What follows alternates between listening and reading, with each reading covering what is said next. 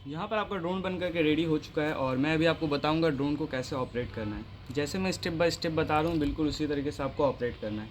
सबसे पहले आपको रेडियो ट्रांसमीटर ऑन करना है, जिसके लिए ये सारा स्विच ऊपर की तरफ होना चाहिए, थ्रॉटल डाउन होना चाहिए और उसके बाद आपको पावर बटन को ऑन करना है। रेडियो ऑन हो जाने के बाद आपको ड्रोन पे बैटरी प्लग करना है।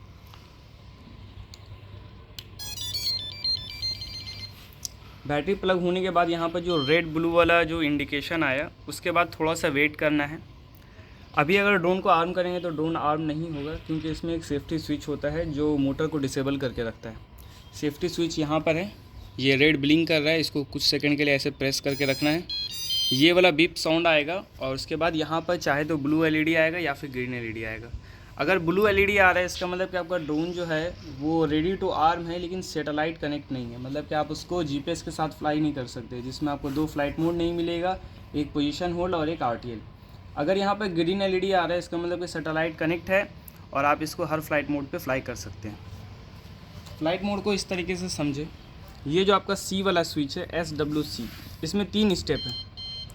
तो ये जो सबसे ऊपर वाला स्टेप है ये स्टेबलाइज है। स्टेबलाइज को मैनुअल भी कहते हैं, जिसमें आपको एल्टीट्यूड को और पोजीशन को दोनों को खुद से स्टिक के थ्रू बैलेंस करना पड़ता है। उसके बाद है एल्टीट्यूड होल्ड मोड।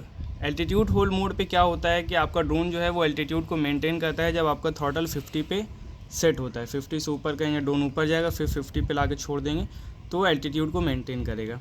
उसके बाद है लोइटर, जिसे जीपीएस होल्ड मोड बोलते हैं। इसमें क्या है कि ड्रोन अपना पोजीशन को भी लॉक करता है, अपना एल्टीट्यूड को भी लॉक करता है। SWA स्विच है, ये RTL के लिए है। इसको जब आप नीचे करेंगे तो ड्रोन जहाँ भी फ्लाई कर रहा है वहाँ से अपने लोकेशन पे आकर के लैंड करेगा। जब आप RTL इनिशिएट करते हैं तो ड्रोन जहाँ भी फ्लाई करते हैं वहाँ से 15 मीटर और हाइट जाता है, उसके बाद अपने लोकेशन पे आता है। D वाला जो स्विच है ये लैंड के लिए। इस RTL और लैंड में ये फ़र्क है, लैंड जब आप प्रेस करते हैं तो क्या होता है कि ड्रोन जहाँ फ्लाई कर रहा है वहीं पर एल्टीट्यूड को लो करने लगता है और ड्रोन लैंड हो जाता है। लेकिन RTL पे ड्रोन कहीं भी फ्लाई कर रहा है वो अपनी लोकेशन जहाँ से वो लॉन्च हुआ है, जहाँ से टेक ऑफ हुआ है, वहाँ पर आकर के लैंड होता है। RTL को अगर आप ऑफ़ करेंगे तो जिस भी फ्लाइट मोड पे आपने पहले रखा हुआ था उस पर वो स्विच कर जाएगा, और लैंड को भी जब आप ऑफ़ करेंगे तो जिस भी फ्लाइट मोड पे आपने रखा हुआ था उस पर स्विच करेगा। और एक चीज़ है, जब आप इसको स्टेबलाइज पे रखते हैं तो थ्रॉटल आपका 0 से काम करता है। मतलब कि ड्रोन को आप आर्म किया और जैसे जैसे आप थ्रॉटल इंक्रीज़ करेंगे मोटर का थ्रस्ट जो है वो इंक्रीज़ करेगा और ड्रोन टेक ऑफ ले लेगा। लेकिन एल्टीट्यूड और पोजीशन होल्ड मोड पे 50 से ऊपर जब आप थ्रॉटल को करते हैं तभी ड्रोन टेक ऑफ होता है, और फिर 50 पे ला के रोकते हैं तो एल्टीट्यूड को मेंटेन करता है।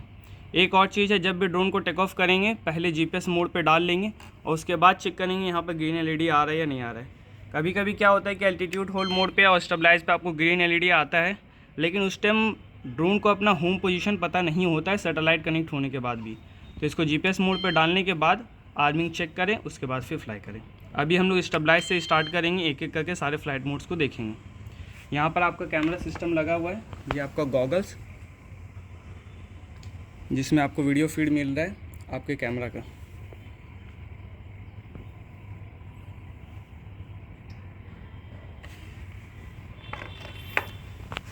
ड्रोन को जब भी फ्लाई करेंगे तो ड्रोन के पीछे खड़े रहेंगे, तभी आपको डायरेक्शन का पता चलेगा।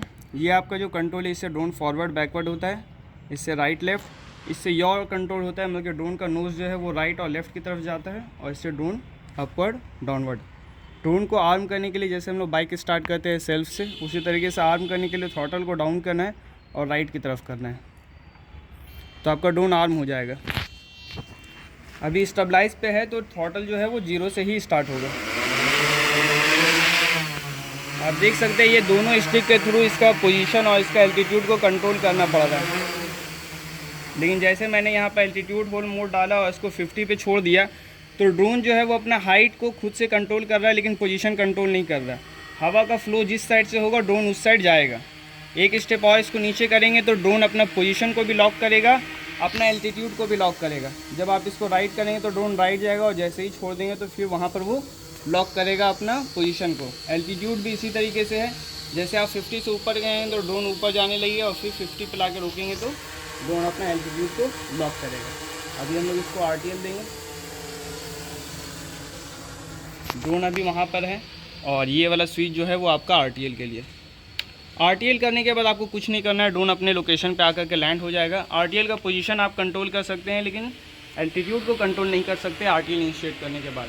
ड्रोन जहाँ से टेक ऑफ होता है वहाँ से 2 मीटर 4 मीटर के आगे पीछे ड्रोन लैंड हो सकता है।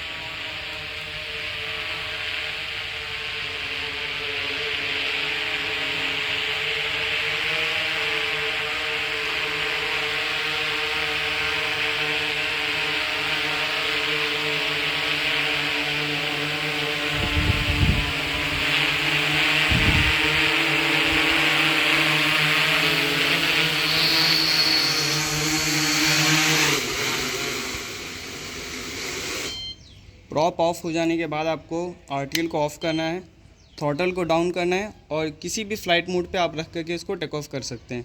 तो अभी हमने स्टेबलाइज पे टेक ऑफ किया था, अब जीपीएस पे टेक ऑफ करेंगे। स्टेबलाइज पे 0 से ही ड्रोन टेक ऑफ हो जा रहा था, लेकिन जीपीएस में क्या होगा, जब तक हम लोग 50 से ऊपर नहीं लेके जाएंगे, 50 तक लेके जाएंगे, ड्रोन टेक ऑफ नहीं होगा। 50 से ऊपर करेंगे तो ड्रोन टेक ऑफ होगा और फिर 50 पे ला के छोड़ देंगे तो ड्रोन अपना एल्टीट्यूड लॉक कर लेगा। लैंड मोड पे ड्रोन सिर्फ अपना एल्टीट्यूड कम करता है, तो लैंड मोड प्रेस करेंगे तो ड्रोन जो है अपना एल्टीट्यूड कम करेगा और लैंड हो जाएगा। इसको आप मैनुअली भी लैंड करवा सकते हैं।